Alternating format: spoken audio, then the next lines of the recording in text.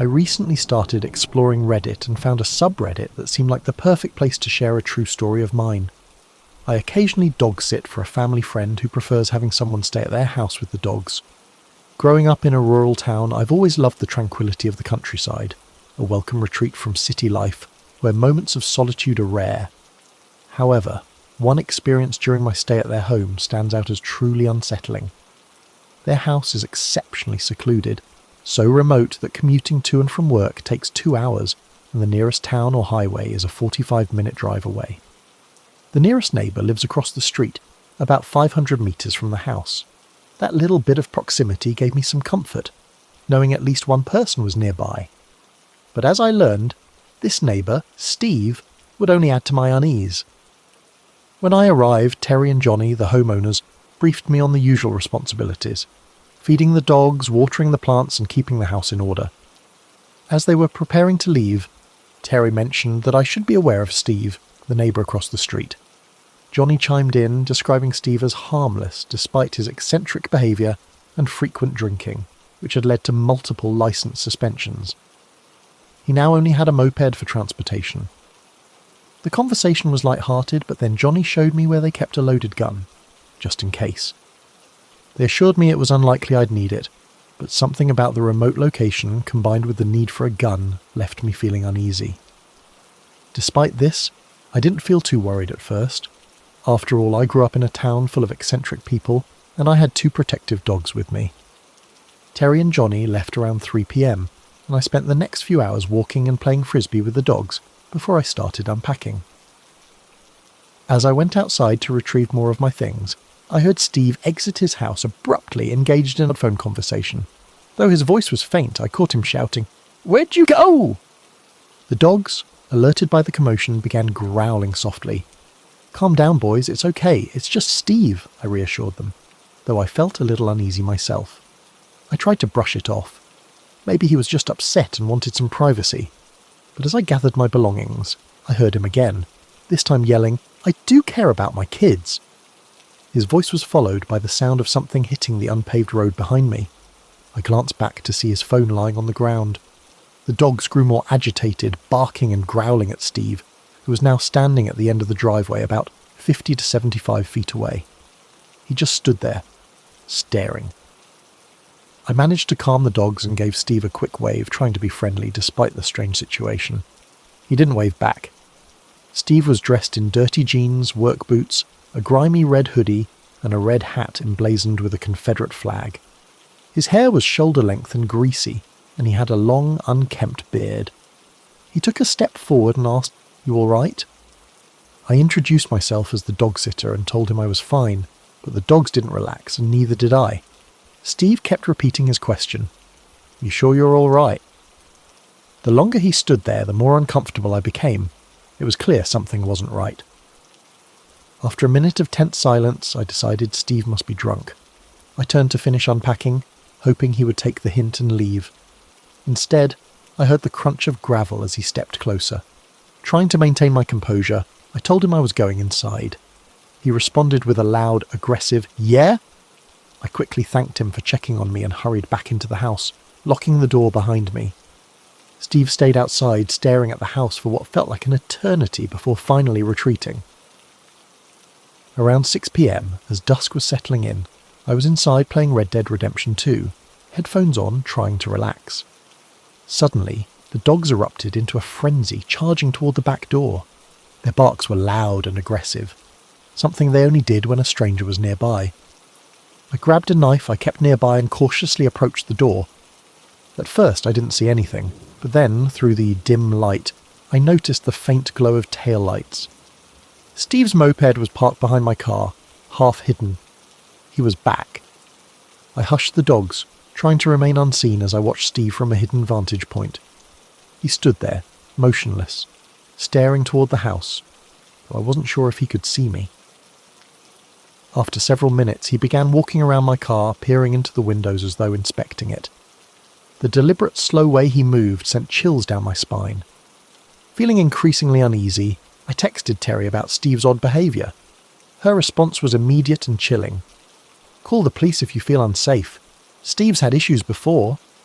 I didn't wait. I dialed the local police, though I knew help would take a while due to the remoteness of the area. I kept my eyes on Steve as I spoke to the dispatcher, explaining the situation. She assured me officers would be sent, but I couldn't shake the feeling that if Steve decided to act, the police might not get here in time. As I hung up, he was muttering to himself, words I couldn't make out, but his body language was increasingly erratic. I turned off the lights, hoping to remain invisible, but Steve kept edging closer, his steps slow and deliberate. My heart was pounding as I grabbed the gun, keeping it close while the dogs growled low beside me. The tension was unbearable. Just as I was about to confront him, Steve abruptly turned and hurried back to his moped, speeding away into the night. Relief washed over me when I saw the police lights approaching. An officer arrived just as Steve disappeared down the road. I told the officer what had happened, and he seemed oddly dismissive, asking if I planned to stay the night. I told him I wouldn't. After ensuring the dogs were comfortable, I packed my things and left. The next day I returned with my father. We wanted to make sure Steve knew there was a male presence on the property. Steve appeared briefly, standing at the end of the driveway, beer in hand. When he saw my father, he quickly retreated.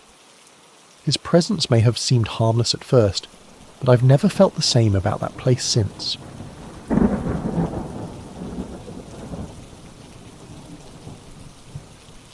For about a year and a half, I worked as a live-in caretaker for a 94-year-old woman named Marie.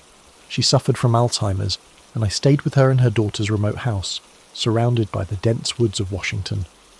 Marie often mentioned seeing her deceased relatives, her sister, mother and husband, walking around the house or outside near the trees. It didn't unsettle me much, given my experience with dementia patients, but what did disturb me was her palpable fear of the woods. She would often warn me, "Don't go out there, it's dangerous and it's easy to get lost." After about 6 months of living with her, Marie's behaviour began to change. She would wander the halls at night, which is common for Alzheimer's patients. But her visits to a specific window became more frequent. One winter night, the house alarm went off, startling Marie's daughter and me awake. We checked all the doors and windows, but nothing was out of place, except for Marie. She was gone. In a panic, we searched the house and the surrounding property, but there were no footprints in the fresh snow. I finally found her standing outside her usual window, barefoot and laughing. But what chilled me to the bone was the fact that there were no tracks leading to or from her. Marie's nighttime visits to the window grew more frequent and more disturbing. Sometimes she would laugh, as if she was sharing a joke with someone only she could see. Other times she would be aggressive, pounding on the glass. And then, just as suddenly as they started, the visits stopped. Not long after, Marie passed away, but before she did, she warned me one last time. "Don't let them take you into the woods." Those words still echo in my mind, especially on quiet nights when the wind rustles through the trees outside. When I was around 18 or 19 years old, living in California, I had an experience I've never been able to forget. Near my home, there was a forest intersected by a creek, a place my friends and I often explored. Our fascination stemmed from the eerie abandoned structures scattered throughout, but there was one particular spot that always drew us back, a storm drain that emptied into the creek. It became our regular haunt, a place where strange things always seemed to happen. That day, I was with 3 friends who I'll call N, J and G. There were 2 parking lots that bordered the forest, and J and G arrived in one car, while N and I arrived in his. This detail would later play a significant role in what unfolded. We were making our way through the forest, laughing and joking like usual, on our way to the storm drain. The entrance to the drain was eerie, with 2 archways standing side by side, each about 9 feet tall. Concrete pillars lined the path, giving it the look of an ancient temple. Once inside, the tunnels sloped steeply downward, merging into one. But when we reached the top, we found it flooded from recent rainfall, forcing us to turn back. Darkness had begun to settle over the forest as we made our way out. N and G had moved ahead, leaving J and me trailing behind. Just as we approached the entrance to the drain, NS came sprinting back, his face pale and tense. Following his gaze, I saw him. A large figure dressed in ragged clothing standing next to a bicycle. His head was obscured by a grotesque monkey mask. The sight of him, out there in the twilight, sent a wave of fear crashing over us. We stood frozen, watching the masked man from about 15 feet away. He didn't seem to notice us at first. Or maybe he didn't care. He was hunched over, picking up objects from the ground and placing them into a small sack. His movements were slow and deliberate. His face, if you could call it that, hidden behind the rubbery grin of the mask. Something about the whole scene felt deeply wrong. The forest, already dark and mysterious, now seemed downright hostile. J and G, visibly shaken, decided it was time to leave. They hurried back to their car, nerves frayed by the encounter. But N and I, in a moment of either bravery or foolishness, chose to stay behind, watching the man from a distance as the night swallowed the light. We climbed up a nearby hill, trying to remain out of sight, though by now full darkness had descended. As we crouched in the brush, the atmosphere of the forest transformed from eerie to terrifying. We lost sight of the man for a few minutes, and then, without warning, he emerged from the bushes, rustling the leaves as he stepped onto the path. He stopped, staring off into the distance, motionless. A cold dread crept over me. His presence felt off. Not just odd, but wrong on a primal level. Suddenly he began walking again, heading in the direction J and G had taken. N and I exchanged worried glances. We decided to follow, keeping far enough behind that he wouldn't notice us. The trail led uphill, and when we reached the crest, we spotted him again, standing still, as if waiting for something. Then, without warning, he picked up his pace, moving faster down the path. Panic surged through us. We called J and G, urging them to hurry to their car and meet us at the other parking lot on the opposite side of the forest. As we began running through the pitch-black woods, our path illuminated only by the shaky beams of our phone flashlights, an even more unsettling sound filled the air. It started as a low howl echoing from the trees, but it quickly grew louder, ape-like screams coming from every direction. The sound was unnatural, too deliberate to be an animal. The hairs on the back of my neck stood up as adrenaline pumped through my veins. N and I ran faster, the yells chasing us, surrounding us.